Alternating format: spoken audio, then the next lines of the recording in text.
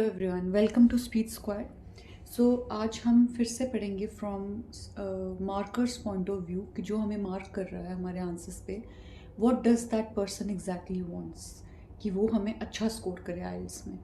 सो जैसे कि last class में हमने पढ़ा था, वो 4 पॉइंट्स बहुत इंपॉर्टेंट थे। First of all grammatical structure, then your fluency, then your coherence and then your lexical resource, यानी कि आपकी वोकैबुलरी।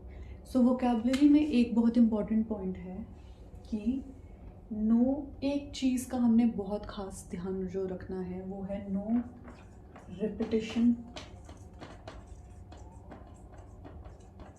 Of words. अब हम सोचेंगे कि यार जब वर्ड्स नहीं रिपीट कर सकते, तो अगर हमें बार बार वही वर्ड यूज़ करना पड़ रहा है या हमारा आंसर ही उस तरह का है, तो हम क्या यूज़ करें? So we will use synonyms. Okay? हम synonyms use करेंगे।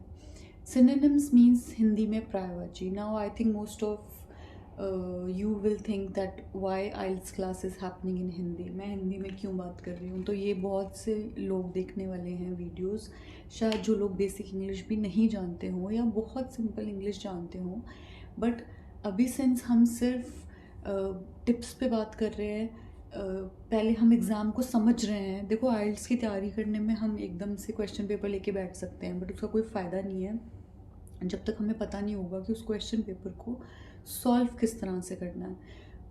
मतलब टीचर को हमारी सिर्फ इंग्लिश नहीं देखनी है, उसको हमारे और बहुत सारे पॉइंट्स देखने हैं। तो सबसे पहले हम वो पॉइंट्स पे बात कर रहे हैं। बाद में when we will come to our actual module classes, we will speak in English all the time, no matter what.